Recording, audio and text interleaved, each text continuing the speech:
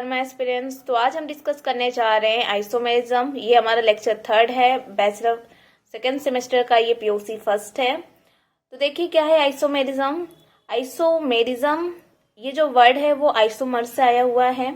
Isomers क्या होते हैं? आइसोमर्स एक ऐसे कंपाउंड होते हैं जिनके पास में जिनका मॉलिक्यूलर फॉर्मूला सेम होता है लेकिन उनका अलग अलग स्ट्रक्चर हम बना सकते हैं। ठीक, आपको यहाँ पे फॉर्मूला सेम दिखेगा, मॉलिक्यूलर फॉर्मूला सेम दिखेगा, लेकिन उनका जो स्ट्रक्चर है वो आपको डिफरेंट डिफरेंट देखने को मिल जाएगा। ठीक, यहाँ पे नेक्स्ट लाइन मैंने सेम लिखा है, they have same molecular formula. इनके पास मॉलिक्यूलर फॉर्मूला सेम होता है लेकिन जो इनका स्ट्रक्चरल फॉर्मूला होता है, मतलब इनका जो स्ट्रक्चर होता है वो डिफरेंट होता है, जिसकी वजह से उनका फिजिकल और केमिकल प्रॉपर्टीज भी डिफर कर जाती है। ठीक, इस फिनोमेना को हम कहते हैं क्या? आइसोमेरिज्म। ठीक, आइसोमर्स ऐसे कंपाउंड होते हैं जिनके पास में सेम फॉर्मूला होता है लेकिन डिफरेंट स्ट्रक्चर होता है, तो इस फिनोमेना को हम कह रहे हैं आइसोमेरिज्म। अब क्लासिफिकेशन पे आ जाते हैं। जो आइसोमेरिज्म है उसको 2 भाग में क्लासिफाई किया गया। कुछ बुक्स में अगर आप देखेंगे तो इसको 3 भाग में भी क्लासिफाई किया जाता है। पहला है स्ट्रक्चरल आइसोमेरिज्म, कॉन्स्टिट्यूशनल आइसोमर भी जिसे हम कहते हैं, और दूसरा है स्टीरियो आइसोमेरिज्म, और तीसरा आ जाता है क्या? Conformational isomerism. ये देखिए आपको देखने को मिल जाएगा, ये कन्फर्मेशनल आइसोमेरिज्म। इसको मैंने स्टीरियो आइसोमेरिज्म में ही ऐड कर दिया, लेकिन कुछ बुक्स में आपको ये अलग से भी मिल जाएगा। तो आपके सिलेबस के हिसाब से हमें सिर्फ और सिर्फ स्ट्रक्चरल आइसोमेरिज्म के बारे में पूरा ब्रॉड में डिस्कस करना है, तो इसको हम लोग डिस्कस करेंगे। ठीक, तो आज हम इसको स्टार्ट करने जा रहे हैं कि स्ट्रक्चरल आइसोमेरिज्म क्या होता है, ठीक, कितने टाइप्स के होते हैं, इसके ये चीज हम डिस्कस कर लेंगे। और जो स्टीरियो आइसोमेरिज्म है, ये जो पूरा पोर्शन है ये आपको सेकेंड ईयर में पूरा पढ़ना ही है, तो इसलिए इसके बारे में हम लोग ज्यादा डिस्कस नहीं करेंगे। तो चलिए हम अपना डिस्कस करते हैं।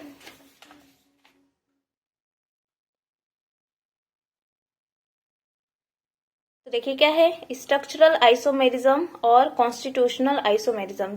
स्ट्रक्चरल को हम कॉन्स्टिट्यूशनल आइसोमेरिज्म भी कहते हैं। मतलब यहाँ पे आपका क्या रहेगा कि ऐसे कंपाउंड जिनका मॉलिक्यूलर फॉर्मूला सेम है लेकिन इनका जो स्ट्रक्चर है वो क्या है? डिफरेंट है।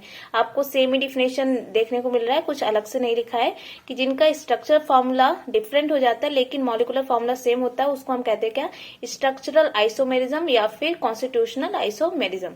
ठीक, एग्जाम्पल मैंने यहाँ पे आपको 2 एग्जाम्पल दिया हुआ है, मीन्स स्ट्रक्चर जिनका डिफरेंट है लेकिन मॉलिक्यूलर फॉर्मूला सेम है। देखिए यहाँ पे एक मॉलिक्यूलर फॉर्मूला मैंने लिखा है C2H6O, तो इसको मैंने 2 तरीके से लिखा हुआ है। यहाँ पे आपको 2 कार्बन, 6 हाइड्रोजन और 1 ऑक्सीजन देखने को मिल जा रहा है। यहाँ पे भी आपको सेम 2 कार्बन, 6 हाइड्रोजन और 1 ऑक्सीजन को देखने को मिल रहा है।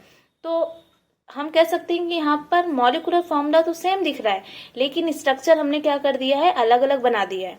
ठीक, तो ये हो गए हमारे क्या? Structural isomerism. मतलब मॉलिक्यूलर फॉर्मूला सेम लेकिन डिफरेंट स्ट्रक्चर। अब इस रीजन से क्या है कि ये दोनों इथाइल अल्कोहल और डाइमिथाइल ईथर, इन दोनों का क्या है? मॉलिक्यूलर फॉर्मूला सेम निकल गया, स्ट्रक्चर डिफरेंट हो गया, और साथ ही साथ इनकी प्रॉपर्टीज भी तब यहाँ पे डिफरेंट करें। प्रॉपर्टीज का मतलब मेल्टिंग पॉइंट, बॉइलिंग पॉइंट, ठीक है, इन सब चीजों के बारे में बात की जा रही है। ये सारी चीजें उनकी डिफरेंट हो जाती है। ठीक, अब देखिए टाइप्स पर आ जाते हैं। कितने टाइप्स हैं यहाँ पे? टोटल इसके 5 टाइप्स है। Chain isomerism, position isomerism, functional isomerism, metamerism और टॉटोमेरिज्म।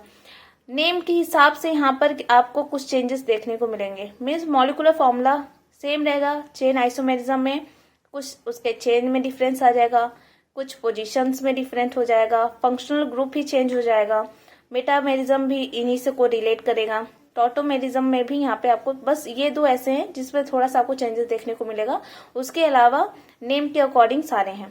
ठीक, तो इसके बारे में हम अपना नेक्स्ट लेक्चर में स्टार्ट करेंगे। आज के लिए इतना ही।